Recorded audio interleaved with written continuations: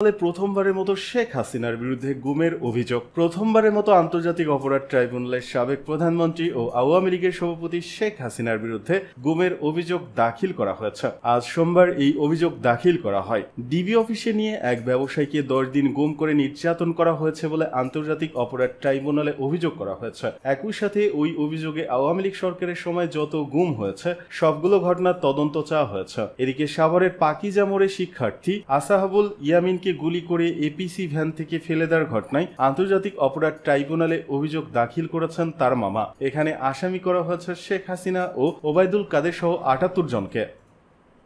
পাচার হওয়া অর্থ ফেরত আনতে যুক্তরাজ্যের সহযোগিতা চায় বাংলাদেশ।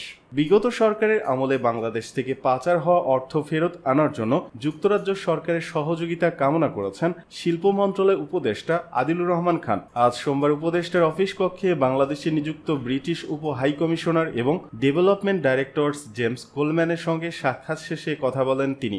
সাক্ষাৎকালে শিল্প উপদেষ্টা জানান, ব্রিটেন দীর্ঘদিন ধরে বাংলাদেশে বিশ্বস্ত উন্নয়ন সহযোগী। ইউরোপীয় ইউনিয়নের দেশগুলোর মধ্যে ব্রিটেন বাংলাদেশকে প্রথম স্বীকৃতি প্রদান করে। বাণিজ্য ও বিনিয়োগের ক্ষেত্রে দুই দেশের মধ্যে চমৎকার দ্বিপাক্ষীয় সম্পর্ক রয়েছে। একসঙ্গে কাজ করার মাধ্যমে এই দ্বিপাক্ষীয় সম্পর্ক উচ্চতর অবস্থায় উত্তরণ করা সম্ভব। শিল্প উপদেষ্টা বিগত সরকারের আমলে বাংলাদেশ থেকে পাচার হওয়া অর্থ ফেরত আনার জন্য যুক্তরাজ্য সরকারের সহযোগিতা কামনা করেন। শিল্প মন্ত্রণালয়ের সিনিয়র সচিব জানান, বাংলাদেশ এবং গ্রেট ব্রিটেনের মধ্যে 19 জুন 1980 সালে একটি দ্বিপাক্ষীয় পুঁজি বিনিয়োগ ও সুরক্ষা চুক্তি স্বাক্ষরিত হয়েছে। এই চুক্তির মাধ্যমে দুই দেশের সরাসরি বৈদেশিক বিনিয়োগ সুরক্ষা নিশ্চিত করা হয়েছে। চুক্তিটি হালনাগাদ করার অভিপ্রায় ব্যক্ত করে বাংলাদেশ।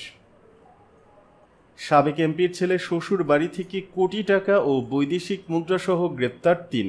ঢাকা মহানগর পুলিশ, ডিএমপির উত্তরা পশ্চিম থানা পুলিশ ও সেনাবাহিনীর যৌথ অভিযানে উত্তরের একটি বাড়ি থেকে নগদ 1,45,500 টাকা ও বৈদেশিক মুদ্রাসহ 3 জনকে গ্রেপ্তার করা হয়েছে। এ সময় 2টি প্রাইভেট কার জব্দ করা হয়। যে বাড়িতে অভিযান চালানো হয় সেটি পলাতক সাবেক সংসদ সদস্য মোহাম্মদ হাবিব হাসানের ছেলে আবির হাসান তামিমের শ্বশুর বাড়ি। সোমবার ডিএমপির গণমাধ্যম ও জনসংযোগ বিভাগের উপকমিশনার মোহাম্মদ তালিবুর রহমানের পাঠানো এক বিজ্ঞপ্তিতে তথ্য জানানো হয়েছে। গ্রেপ্তারকৃতরা হলেন শাহজাদা খান সাজ্জাদ, মোহাম্মদ তৌজিদুল ইসলাম ও মোহাম্মদ সাইফুল ইসলাম। গ্রেপ্তারকৃতদের বিরুদ্ধে আইনগত ব্যবস্থা গ্রহণের প্রক্রিয়া চলছে। বিজ্ঞপ্তিতে জানানো হয়, গোপন তথ্যের ভিত্তিতে রোববার সেনাবাহিনী ও উত্তরা পশ্চিম থানার একটি যৌথ টিম ওই বাসায় স্থানীয় সাক্ষী সহ প্রবেশ করে। সেখানে অভিযান চালিয়ে বিপুল পরিমাণ টাকা ও বৈদেশিক মুদ্রা সহ 3 জনকে গ্রেপ্তার করা হয়। গ্রেপ্তার আসামিদের বরাতে এক কর্মকর্তা জানান, জব্দ করা টাকা, বৈদেশিক মুদ্রা ও গাড়ি দুটির সাবেক সংসদ সদস্য মোহাম্মদ হাবিব হাসান ও তার পরিবারের সদস্যদের।